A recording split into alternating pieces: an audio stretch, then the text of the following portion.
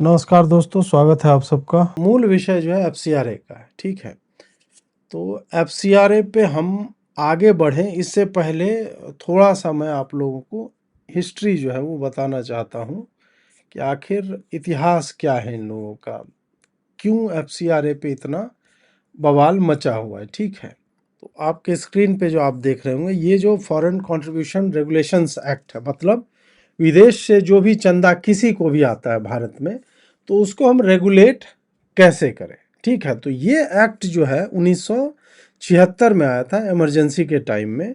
और वहाँ पे इंदिरा गांधी ने इंटरनल इमरजेंसी जब लगा था तो उसमें था कि भारत के आंतरिक राजनीति में कुछ लोग जो बाहर से पैसा दे करके डिस्टरबेंसेस क्रिएट करना चाहते हैं, तो हम उनको ऐसा करने नहीं देंगे। और इसमें पॉलिटिकल पार्टी, कैंडिडेट, जर्नलिस्ट, जजेज को किसी भी प्रकार का फॉरेन हॉस्पिटैलिटी, मतलब उनके रहने का, रुकने का, सेमिनार में गए कुछ पैसे देने का, इस तरह का उस पर पूर्णतः जो है वो प्रतिबंध लगा दिया था। उसके बाद यूपीए एरा में इस पे जो है अमेंडमेंट होता है, और आप अमेंडमेंट की जगह आप कह सकते हो कि पूरी तरह से इसको बहुत बढ़िया से ओवरहॉल एक तरह से पूर्णतः ही बदला गया। इसमें क्या था कि अब जो है, जो पॉलिटिकल शील्ड था वहाँ से अब एनजीओ, चैरिटी और एजुकेशनल ट्रस्ट जो सबसे अधिक फॉरेन पैसा पाते हैं, तो उनको हम कैसे रेगुलेट करेंगे।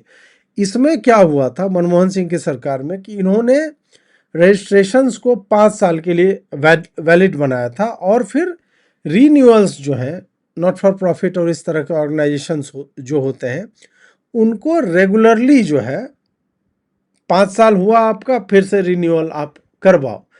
और ये नहीं कि एक बार ले लिया तो अनंत काल तक चलता जाएगा। तो थोड़ा सा ये हुआ। फिर 2020 में एक अमेंडमेंट आता है लॉकडाउन के समय में।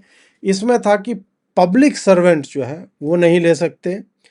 सब ग्रांटिंग या transfer of foreign funds from one FCRA registered NGO to other, ये बहुत बड़ा प्रॉब्लम था। प्रॉब्लम क्या था इसमें कि एक बड़ी संस्था, मान लीजिए सोरोस ने भारत में किसी एक एंटिटी को कुछ फंड दिया, लेट्स से $2 मिलियन। वो क्या करेगा कि भारत में जैसे सीए आंदोलन चल रहा है, ठीक है, वो एक बड़ा एनजीओ अपने से छोटे एनजीओ को 3-4 को देगा, फिर वो 3-4 और को देगा। क्या हो जाता है कि फिर जब एंड गोल जब इनका आता है कि वो सीए कर रहे हैं, किसान आंदोलन कर रहे हैं, या कहीं पर भी पैसा लगा रहे हैं, मान लीजिए कॉकरोच वाले में ही लगा रहे हैं, तो आप you cannot trace the money back. Mostly पैसा आ जाएगा कि फलाना ने आर्टिकल लिखा था तो उसको $2000 हमने दे दिया। एक आर्टिकल लिखने का आप मान लो कि 1,80,000 रुपया मिल रहा है आपको। भारत में आप बहुत अच्छा आर्टिकल लिखोगे 10,000 रुपया मिलेगा आपको एक आर्टिकल लिखने का। तो इस तरह से वो लेजिटिमाइज किया जाता है पैसे को कि इन्होंने डेवलपमेंट के ऊपर जो है आर्टिकल लगा, डेवलपमेंटल जर्नलिज्म चल रहा है। फिर ये पैसा जो आपके पास आया वो वापस इकट्ठा होता है कहीं पे, और फिर आपको कभी शाहीन बाग के रूप में, तो कभी कॉकरोच के रूप में, कभी किसी किसी रूप में। तो इसको सब लेटिंग कहते हैं कि जैसे आपका एक मकान है, मतलब, और आपने एक किराएदार को दिया, और किराएदार ने क्या किया कि वो खुद दूसरे को दे रहा है अब आधा हिस्सा कि तुम रहो, और उससे ज़्यादा पैसा वो ले रहा है। इस तरह की जो चीज़ें हो रही थी उसको इस सरकार ने 2020 में जो अमेंडमेंट हुआ उसमें किया। फिर एडमिनिस्ट्रेटिव एक्सपेंसेस जो है 20% कर दिया, कि जैसे ये पेटा वाले करते हैं, ये क्या करेंगे कि इनका सबसे अधिक ये बता देंगे कि हमारा खर्चा कहाँ पे हो रहा है, तो जी एड्स बनाने में चल रहा है। और फल, मतलब तुम एक ऑर्गेनाइजेशन चला रहे हो जानवरों की रक्षा के लिए, तो जानवरों की रक्षा में तुम्हारा पैसा जाना चाहिए। इंटरनेशनली तो पेटा 70-80% तक केवल सैलरीज और ऑपरेशनल एक्सपेंसेज में, कि हम भाड़ा लग गया हमको, जो है हम गाड़ी किए और हम फलाने जू में गए विजिट करने, इसमें बर्बाद करते हैं। एक्चुअल जो काम होता है उसमें नहीं करते हैं। तो वो पहले 50% था, भारत के संदर्भ में मैं बता रहा हूँ, अब उसको 20% कर दिया कि इतना ही, बाकी 80% आपको भूमि पर एक्चुअल में खर्चा करना होगा जिस कार्य के लिए आप लोग जो है बने हो। उसके बाद है कि हर फॉरेन फंड जो है single designated SBI branch new Delhi में वहाँ से आएगा। ताकि उसको ट्रैक किया जा सके कि एक जगह ही आए, ये नहीं कि चेन्नई के किसी रैंडम ब्रांच में जा रहा है। आप सबको नहीं कर सकते हो। अगर किसी एनजीओ को पैसा लेना है या उसका पैसा एक ही जगह से आए, तो गवर्नमेंट के पास ये डेटा रहेगा कि हम इनको ट्रैक कर सके कि ये कहाँ से। अभी जो है, जो फ्लैश पॉइंट है, वो 2026 का अमेंडमेंट बिल है। इसमें 3 चीज़ें जो है वो बदली हैं, उस पर हम विस्तार से बहस अभी करेंगे। तो इसमें जो है एक एसेट रूल है, ठीक है। अब क्या है कि इन्होंने एक डेजिग्नेटेड अथॉरिटी बना दी है। अथॉरिटी का क्या काम है कि ये एनजीओ का लाइसेंस जो है लैप्स कर गया, और अगर उसने एक स्टिपुलेटेड टाइम में दोबारा रिन्यूअल के लिए नहीं डाला, तो डेजिग्नेटेड अथॉरिटी उसके सारे एसेट्स अपने नियंत्रण में ले लेगी और फिर उसको फिर से देगी समय कि आप जो काम कर रहे थे वो काम नहीं कर रहे हो, अगर आपको वापस आरंभ करना है तो वो एसेट्स को छुड़ाने के लिए you need to apply for that licence, FCRA का लाइसेंस। इसमें सबको दिक्कत हो गई कि इससे जो है रिलीजियस चैरिटीज़ को और एजुकेशनल ट्रस्ट जो क्रिश्चियंस चलाते हैं या मुस्लिम्स चलाते हैं, उसके नाम पे बहुत कुछ होता है, तो उसको तुम लोग टारगेट कर रहे हो, उसको बंद करवाने के लिए ये लेकर के आए हो। और यदि आप मान लीजिए कि 2 साल या पता नहीं कितना फ्रेमवर्क है उसका, तब तक आपने अपने एसेट्स को दोबारा रीन्यू नहीं किया, वो एसेट वो डेजिग्नेटेड अथॉरिटी सरकार के किसी भी विभाग को देने के लिए वो बाध्य होगी कि भाई हमको अब देना ही पड़ेगा। इसमें एक और चीज़ किया है कि न केवल ये डेजिग्नेटेड अथॉरिटी एसेट्स को अभी के लॉ आने के बाद सीज करेगा, बल्कि अब पीछे भी जिसका लैप्स हुआ वो भी अपने नियंत्रण में रख के जिस हिसाब से इसकी इच्छा हुई डिसबर्स वो कर सकता है।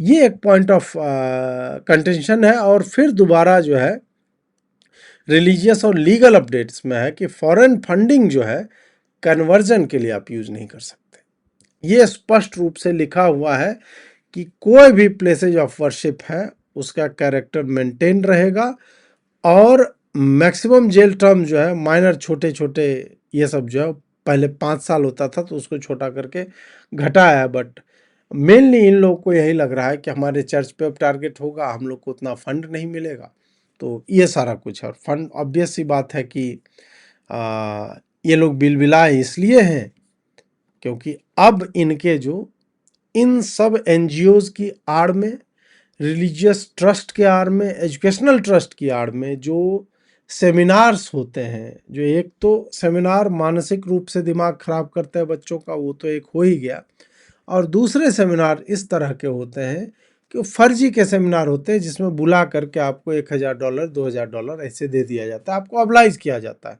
तब आप जो है उनके सपोर्ट में वीडियो बनाते रहो, उनके सपोर्ट में ट्वीट करते रहो, उसके सपोर्ट में खड़े हो जाओ आप। तो मूल उद्देश्य जो है इन लोगों का ये है। इसमें देखिए ये मेंबर्स ऑफ क्रिश्चियन कम्युनिटी जो है वो यूनियन मिनिस्टर शाह जी से जो है वो मिले हैं।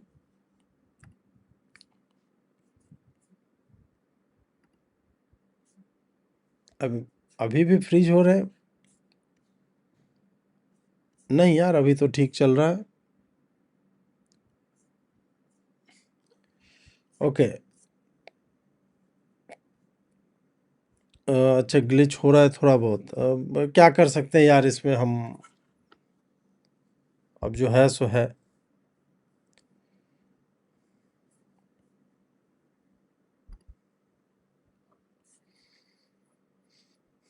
मेंबर्स जो है वहाँ पे गए और उन्होंने एफसीआरए बिल पे जो है वो कंसर्न्स जो है वो रेज किए हैं।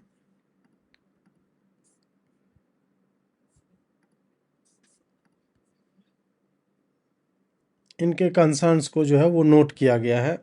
तो अमित शाह से ये लोग मिल रहे हैं और मिल करके बाहर भी आए हैं। अब ये देखिए एफसीआरए, हाँ, समस्या देखिए किस किस को क्या है। इसके 2-3 पहलू हैं, आपको पूरी तरह से संज्ञान है इन पहलुओं का। पहली बात तो ये कि इस प्रकार के वातावरण में जब माननीय गृह मंत्री और माननीय प्रधानमंत्री एक राजनीतिक हट और ज़िद के कारण संसद में आने को तैयार नहीं हैं, लोकतंत्र के मंदिर में आने को तैयार नहीं है, उस वक्त के दुराव और अविश्वास के माहौल में इस प्रकार के बिलों को लाना जानबूझकर आखिरी 2-3 दिनों 4 दिनों में, मैं समझता हूँ बिल्कुल गलत कूटनीति है, बिल्कुल गलत प्रयास है और ये धौंस की राजनीति होगी। नंबर 2, कंटेंट में भी, इनके मेरिट्स में भी हमने बड़ा स्पष्ट बार बार कहा है कि ये किसी रूप से एफसीआरए के बारे में नहीं है। ये कंट्रोल फ्रीक सरकार के द्योतक हैं जो कंट्रोल एक्सरसाइज करना चाहती है हर संस्था पे, और वो हर संस्था पे कंट्रोल इसलिए करना चाहती है जिससे कि वो उनको हैरेस कर सके, उनको प्रताड़ना उनके ऊपर प्रयोग कर सके। ये आप हर सिविल सोसाइटी के अंग और वर्ग से देख रहे हैं, केरला से लेके उत्तर तक, पश्चिम से लेके पूर्व तक। और इसमें हम जब भी अगर ये सही रूप से आता है, विचार विमर्श होता है तो उसका विरोध करेंगे, लेकिन ऐसे माहौल में लाना जब भी सही रूप में आता है तो विरोध करेंगे, ठीक है। बिल्कुल गलत होगा। ये बहुत व्यापक परिणामों का बिल है और ऐसा नहीं होना चाहिए। अब इसका थोड़ा सा पॉलिटिकल भी एस्पेक्ट समझिए कि क्यों ये अचानक से अभी हो रहा है। अब 2 बिल जो है सरकार लाना चाह रही है, और मतलब जो मैं अभी समझ पा रहा हूँ, और मैंने किसी को ये बात करते हुए नहीं देखा है, तो मुझे नहीं पता कि मैं सही हूँ या गलत, बट लॉजिकली जो मुझे यहाँ पे दिख रहा है वो यह है कि अभी डीलिमिटेशन के लिए सरकार को 2/3 मेजॉरिटी चाहिए, और उसके लिए इन्हें डीएमके से भी बात करनी पड़ रही है। उसके लिए ये टीएमसी को इन्होंने तोड़ा है, उद्धव ठाकरे को तोड़ा है, बाकी लोगों से बात कर रहे हैं, जो नॉर्थ ईस्ट के कुछ लोग होंगे, इंडिपेंडेंट पार्टी हैं, छोटी पार्टियां हैं, इनको लेकर के भी चलने की बात होगी। इन सब के मध्य मुझे जो समझ में आ रहा है वो यह लग रहा है कि डीलिमिटेशन पे हो सकता है इन लोगों ने बोला हो कि हम सपोर्ट तभी करेंगे जब आप एफसीआरए बिल, क्योंकि चाहे नॉर्थ ईस्ट हो या तमिलनाडु में उदयनिधि स्टालिन तो क्रिश्चियंस के ऊपर जो ये बताया जा रहा है कि हमला हो रहा है एक तरह से, वो तो होने नहीं देगा। तो अगर वो वहां पे एग्री हो रहा है तो क्या गवर्नमेंट को पुश किया जा रहा है कि आप एफसीआरए बिल जो है उसमें उसको ठीक कीजिए, उसको आप ऐसे करके नहीं ला सकते। और गवर्नमेंट यदि डीलिमिटेशन नहीं लाती है तो पता नहीं गवर्नमेंट को कितनी क्या समस्या होगी, लैप्स हो जाएगा तो फिर जो नॉर्मल एक प्रोसेस है वो किक इन कर जाएगा। ये भी मतलब एक बात कही जा रही थी कि अपने आप जो बढ़ना चाहिए एक फार्मूला है उसके हिसाब से सीटें बढ़ेंगी, जिसमें 50% पे जितनी सीटें सबको मिलती है उससे बहुत सारे स्टेट ऐसे हैं जिनकी सीटें घट जाएगी। तो ये भी अब बात है। तो अब सरकार को यह करना है कि वो एफसीआरए या तो ये लोग जॉइंट स्टैंडिंग कमेटी को भेज देंगे, पार्लियामेंट्री कमेटी को भेज देंगे, जो एक आप कह लो कि बैक बर्नर टाइप का होता है, जो इशू बहुत रिक्वायर्ड है। यूएस का ट्रमेंडस प्रेशर होगा भारत के ऊपर, वो भी होगा। यूएस जो है दूसरे तरफ से भी चाबी देने की चेष्टा कर रहा होगा। ये सब देख करके लग रहा है कि अब इस सत्र में पता नहीं ये एफसीआरए बिल आएगा कि नहीं आएगा। एफसीआरए बिल के लिए 2/3 मेजॉरिटी नहीं चाहिए, उसके लिए सिंपल मेजॉरिटी चाहिए। परंतु डीलिमिटेशन के लिए जो 2/3 है उसमें जो लोग इन्वॉल्व हैं, they can hijack the whole delimitation bill so that FCRA का वो बदला ले सके। अब इस स्थिति में गवर्नमेंट किस तरह से इसको अप्रोच करेगी वो हमें देखना पड़ेगा। अब कंट्रोवर्शियल प्रोविजंस फिर एक बार देखते हैं, जो 3 है। एक इसमें है जो सेक्शन 14B है, जिसमें इन्होंने कहा है कि एफसीआरए का सर्टिफिकेट जो है पहले जो है, अगर आप रिन्यू, पहले तो 5 साल का था, अब है कि अगर आप रिन्यूअल के लिए अप्लाई नहीं करते हैं, या सॉरी इसका सर्टिफिकेट जो है एफसीआरए का सर्टिफिकेट मान लीजिए कि आपको 1 साल के लिए मिला या 5 साल के लिए मिला हुआ है, लेकिन रिन्यूअल आपको हर साल मान लीजिए करवाना है। अगर वो आप नहीं करवाते तो फिर वो लैप्स हो जाएगा, फिर पूरा का पूरा प्रोसेस फॉलो होगा। तो उससे लोगों को समस्या हो रही है कि ये एक्स्ट्रा क्यों किया जा रहा है, वो हम रिन्यू बाद में करवा लें। ये सारा कुछ थोड़ा सा इनके लिए एक समस्या है। जैसे आप इंश्योरेंस होता है, तो अगर आप समय खत्म होने से पहले ही इंश्योरेंस ले लेते हो दोबारा, तो आपके व्हीकल का दोबारा इंस्पेक्शन नहीं होगा, वो चालू रहेगा। तो उसी तरह का रूल यहाँ पे भी अप्लाई किया गया, लेकिन यहाँ पे जो है ये बोल रहे हैं कि सर्टिफिकेट समाप्त कर दिया जाएगा एफसीआरए का यदि एक ऑर्गेनाइजेशन या तो इसके रिन्यूअल के लिए अप्लाई ना करे, या रिन्यूअल को रिफ्यूज किया जाता है, या एक्सपायर हो जाता है बिना रिन्यूअल के। ठीक है। दूसरा एक प्रोविजन है वो 16A है, जिसमें जब एक सर्टिफिकेट आपका रुक जाता है तो जो भी आपके एसेट्स आपने क्रिएट किए हैं उस ऑर्गेनाइजेशन के पास, वो एक डेजिग्नेटेड अथॉरिटी के पास चले जाएंगे, जिसके बारे में मैंने आपको बताया। और ये अथॉरिटी एसेट्स को अपने हिसाब से वो मैनेज कर सकती है, कॉल कर सकती है आपको कि दोबारा आप अप्लाई कर लो और अपना एसेट्स ले जाओ। अगर आप बार बार फेल करोगे और एप्लीकेशन नहीं ले पाओगे, मतलब रिन्यूअल का, तो फिर वो सरकार के किसी भी संस्था को दे सकती है। और तीसरा जो प्रोविज़न था वो 16B है, जिसमें जो एसेट्स पहले अमेंडमेंट जो ये है उससे पहले भी लोगों के पास थे, अब क्या रिन्यूअल नहीं होगा तो वो भी डेजिग्नेटेड अथॉरिटी के पास चला जाएगा। तो इसमें जो अपोज जो कर रहे हैं उनका ये कहना है कि अब एफसीआरए जिनका बहुत वर्ष पहले ऑलरेडी एक्सपायर हो गया तो उनको भी समस्या हो जाएगी। मतलब एफसीआरए एक्सपायर्ड है और अब आपके एसेट्स को सीज किया जा सकता है, डेजिग्नेटेड अथॉरिटी ले सकती है। तो ये सारा कुछ जो है वो चल रहा है। इस डीलिमिटेशन मोर इम्पॉर्टेंट? नहीं, एज सच तो नहीं है, बट डीलिमिटेशन का एक पर्पस खाली ये नहीं होता है कि सीटों को बढ़ाया जाए, बल्कि डीलिमिटेशन का एक बहुत बड़ा पर्पस यह भी होता है कि जहाँ जहाँ डेमोग्राफिक चेंजेस हुए हैं, किसी भी कारण से हुए हैं, उनको जो है बाइफरकेट करके, ट्राइफरकेट करके बांट दो, उन जगहों को दूसरे कॉन्स्टिट्यूएंसी में डाल दो। तो जो आर्टिफिशियल डेमोग्राफिक चेंजेस क्रिएट किए गए हैं, जैसे मुस्लिम मान लीजिए किसी एक एरिया में संगठित होकर के रह रहे हैं, जो वहाँ के थे नहीं पहले, वो अभी पिछले 10-20 सालों में आए हैं, और उन्होंने ऐसा कर दिया है कि पूरा का पूरा रेजीम वो जो है वहीं से ओवरथ्रो कर सकते हैं उस पर्टिकुलर एमएलए या एमपी कॉन्स्टिट्यूएंसी के लिए। तब वहाँ पे उसको ट्राइफरकेट करके उसको डाइल्यूट किया जा सकता है। डीलिमिटेशन का एक पर्पस यह भी होता है। दूसरा ये होता है कि प्रति 10 लाख व्यक्ति कितने एमपी हैं, वो करने का भी। रिप्रेजेंटेशन जो है, जनसंख्या बढ़ती है, 2 जनरेशन में जनसंख्या कितनी बढ़ जाती है, उस हिसाब से नंबर ऑफ एमपीज और एमएलएज, सारा कुछ जो है लोकल बॉडी का, ये सब का जो है वो बढ़ना चाहिए। तो इस कारण से डीलिमिटेशन महत्वपूर्ण हो जाता है। बट एफसीआरए अभी जिस तरह से हमारे देश की स्थिति बनी हुई है, वहाँ पे यदि देखा जाए तो एफसीआरए अभी इमीडिएटली बहुत रिक्वायर्ड है। कन्वर्जन पीक पे है, पंजाब में बहुत ख़राब स्थिति है। क्या उसको तो बता रहे हैं, वो सरदार जी जो है वो अब अपना नाम रख रहे हैं लेकिन क्रिश्चियन बने हुए हैं, उस तरह का चल रहा है। बिहार के सुदूर क्षेत्रों में जहां हमने सोचा नहीं था कि यहाँ पे क्रिश्चियन कन्वर्जन होंगे, हो रहे हैं। और वो अब आदिवासी क्षेत्र नहीं है, वो नॉर्मल मैदानी क्षेत्र हैं जहाँ पे उनके होने का कोई औचित्य है नहीं।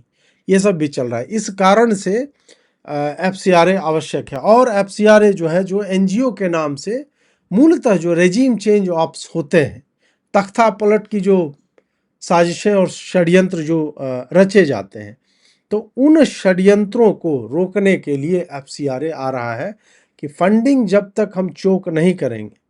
बाय द वे, इस देश में जितने स्कूल नहीं है उससे अधिक एनजीओज हैं। एनजीओज इसलिए भी हैं कि एनजीओ सबसे एक बड़ा धंधा बन गया कि कुछ मत करो और ब्लैक मनी आपका वाइट हो सकता है किसी का भी। इस कारण से जो है वो ये सारा। हाँ, अब आगे सुना जाए एफसीआरए पे विल्सन साहब क्या कह रहे हैं। उससे पहले मार्को रूबियो का सुनते हैं। The United States has spent billions of dollars over the years in helping with health strategies all across the world. What we learned over time, and especially after coming here, is that oftentimes, and I'm oversimplifying it, but this is an accurate description, what would happen is we would go to a country and say, we're going to help you with your health care needs. Then we would drive over to Northern Virginia somewhere, find an NGO, one of these organizations, give them all the money, tell them go to this country and do their healthcare program for them. That NGO would then take about, some percentage of that money for their overhead and administrative costs. And by the time it got down to it, the host country had very little influence. It was sort of imposed on them. And only a percentage of the overall money ever actually reached the patients and the people on the ground that we were trying to help because of these costs. This makes no sense. So why are we hiring American and international NGOs to go into other countries and run healthcare systems that are parallel and sometimes in conflict with the healthcare systems of the host country? If we're trying to help countries, help the country. Don't help the NGO to go in and find a new line of business. And so that's what the model that we're breaking. We're not doing this anymore. We are not going to spend billions of dollars funding the NGO industrial complex while close and important partners like Kenya are either have no role to play or have very little influence over how healthcare money is being spent. Bottom line is, if you want to help a country, work with that country. तो ये Marco Rubio ने Kenya में जाके बोला था, और एक US add नाम की संस्था थी, वो बिलियंस ऑफ डॉलर्स जो है अलग अलग देशों में एनजीओज के माध्यम से बांटती थी, अपने भी देश में बांटती थी। और ये सब के सब उस तरह के लोग थे जो केवल और केवल उल्टा सीधा काम किया करते थे या एग्जिस्ट ही नहीं करते थे। मतलब हम गरीब बच्चों की मदद के लिए ये कर रहे हैं, बट वो गरीब बच्चे हैं कहाँ? याद होगा आप लोगों को, इलॉन मस्क ने डॉजे करके डिपार्टमेंट ऑफ गवर्नमेंट एफिशिएंसी एक वो किया था, और वो आरंभ के 2-3 महीने लगा रहा था ट्रंप एडमिनिस्ट्रेशन में कि पैसा कहाँ जा कर के बर्बाद हो रहा है, उसको हम कैसे सही करेंगे। ठीक है, तो उसमें उन्होंने बिलियंस ऑफ डॉलर्स, 450 बिलियन या पता नहीं कुछ इतने बिलियंस जो है वो सेव किए थे पैसे कि हम यहाँ से रोक सकते हैं। अच्छा 6.5, मैं 450 बिलियन बोल रहा, मिलियन मैंने सोचा हुआ। इन्होंने जो है कॉन्ट्रैक्ट कैंसिलेशंस खाली किया तो वो 6.5 बिलियन का था। ठीक है, और इन्होंने यूएस एड ग्रांट जो है, जो गावी वैक्सीन फाउंडेशन था, उससे बचाया 1.75 बिलियन। और हाँ, अब देखिए, administration claim that eliminating US add contributed to an ultimate ledger of 215 billion in government-wide savings before the advisory group disbanded। समझ जाइए आप, तो इतना उन्होंने बचाया है। जब ये आए और उन्होंने कहा कि अब हमें ये चाहिए नहीं, इस देश में ये सारा कुछ जो है वो बंद होना चाहिए, तो इससे आप समझ सकते हैं द अमाउंट ऑफ मनी जो रिजीम चेंज ऑप्स के लिए दिया जाता था। और बहुत सारे राष्ट्र ऐसे हैं जहाँ पे 1 billion is more than enough कि आप लोगों को सड़कों पे लाओ, राइट्स करवाओ, डिसेबल कर दो। जैसे बांग्लादेश में आपको क्या लगता है, not even 1 billion, a couple of millions हो गया, उतना पैसा दे दो राइट्स करवाने के लिए। 10-5 नेताओं को पकड़ के उनको जो है 10-10 लाख डॉलर दे दो इस तरह से, तो 2-4-5 मिलियन में ही आपका रिजीम चेंज सफल हो सकता है। वो सारा कुछ तो अब एफसीआरए को लेकर के अमेरिका जो है, अब दूसरे एंगल से, ये मार्को रूबियो तो पॉजिटिवली बोल रहा था कि अगर हमको गवर्नमेंट से बात करनी, हम गवर्नमेंट से बात करेंगे। हम गवर्नमेंट हेल्थ पे खर्चा जो करेगी, हम हॉस्पिटल्स को क्यों दे रहे हैं वो पैसा? हम डायरेक्ट गवर्नमेंट को देंगे, भाई तुम अपने हेल्थ को खर्चा करो अगर देना ही है। तो ये अप्रोच तो सही है, बट फिर जो है इनके यहाँ के सेनेटर्स और ये सारे जो है वो उल्टा बोल रहे हैं कि अब जो है भारत और यूएस संबंध पे इसके कारण जो है प्रभाव पड़ेगा। The purpose is that the Union government has brought an amendment to the existing FCRA Act 2010. They are amending various provisions, and they are introducing many provisions which is going to completely alter the character of the charitable organizations and other organizations. The provisions include taking over the properties and assets of the charitable organization. If there is for any reasons the FCRA certificate has been cancelled or not renewed, or it has been surrendered. So this provisions appears to be draconian nature, the Joint Action Forum on Minorities, since April, we have been convening various meetings among ourselves throughout India. Various Christian denominations are part of our forum, and we had deliberated many times on this bill, and therefore we decided to give a detailed representation to the Honorable Home Minister. In fact, we gave a the representation to the Honorable Prime Minister. Honorable Prime Minister's office forwarded it to the Honorable Home Minister, and we were called by the Honorable Home Minister for a meeting today, and we all had a meeting with the Honorable Home Minister. We clearly spelt out the illegalities in the amendment bill. We pointed out clause by clause, and also certain provisions in the existing act, which all it is according to us it is unnecessary. Even if a license is going to be cancelled, even if a registration is going to be cancelled, there was no necessity to take over the properties of these organizations, including the activities. In other words, if the organizations are running schools, colleges, hospitals, old age homes, then under the amendment bill, they can even take over these activities. So this was also clearly explained to the Honorable Home Minister that these bodies have employed expert hands running these organizations, institutions, hospitals. अब यहाँ पे आपको लगेगा कि हाँ भाई logical बात कर रहा है कि कोई एनजीओ है, मान लीजिए एफसीआरए उसको मिलता था पिछले साल से, वो लैप्स हो गया, सर्टिफिकेट कैंसिल हो गया, और वो जो है एजुकेशनल इंस्टीट्यूट चला रहा है, वो जो है हॉस्पिटल चला रहा है, चैरिटी कुछ कर रहा है, चैरिटेबल संस्थाएं हैं, तो भाई वो सारी कैसे बंद कर देगी सरकार? सरकार ने ये नहीं कहा कि नेसेसरली हम सारा ले ही लेंगे। जो ये इस तरह से दिखा रहे हैं कि उनको जो है टारगेट किया जाएगा, उसके भी क्लॉजेज होंगे कि नेचर ऑफ बिजनेस कैसा है, उसको एसेस किया जाएगा, और उसके बाद ही कि आपने जो, अब क्या है कि $1 मिलियन आपको फंड में मिल गया, तो जरूरी थोड़े है कि आपका अगली बार लाइसेंस जो है, वो सर्टिफिकेशन जो है रिन्यू नहीं भी हुआ तो आपका पैसा सब खत्म हो जाएगा। $1 मिलियन आप 10 साल तक चला सकते हो, आपको जो काम करना है। तो क्या आप उस पैसे से एक्चुअल में कुछ इलीगल अवैध एक्टिविटी तो नहीं कर रहे हो इन सब चीज़ों की आड़ में? और वो एक अथॉरिटी को जांचने का अधिकार होना चाहिए, क्योंकि आपका फंडिंग विदेशी है। जब इंदिरा गांधी पॉलिटिशियंस को, जर्नलिस्ट को, इन संस्थाओं को, सबको फॉरेन कॉन्ट्रीब्यूशंस जो है वो लेने से मना कर रही है, जब खुद ये लोग 2010 में पब्लिक सर्वेंट को तो 2020 वाले में लाया गया, 2010 में इन्होंने 5 साल से 1 साल या 1 साल से 5 साल जो भी है, ये सारा कुछ जो चेंजेज, 1 मिनट में देख ही लेता हूँ ना, हाँ, कि एनजीओ, चैरिटीज और एजुकेशनल ट्रस्ट को मॉनिटर करने के लिए 2010 में आया था। तो भाई यदि ये लोग गलत काम करते हैं, कन्वर्जन के एक्ट में, ये हॉस्पिटल गए, आप हॉस्पिटल में पता चलेगा तुम खांसी ठीक करने की जगह उसको बाइबल पढ़वा रहे हो, वो तो अवैध कार्य हुआ ना, तो तुम मिसयूज कर रहे हो, या एग्जैक्टली वही यूज कर रहे हो जिस पर्पस से तुमको एफसीआरए आया था। तो क्यों नहीं हॉस्पिटल तुम्हारा बंद होना चाहिए?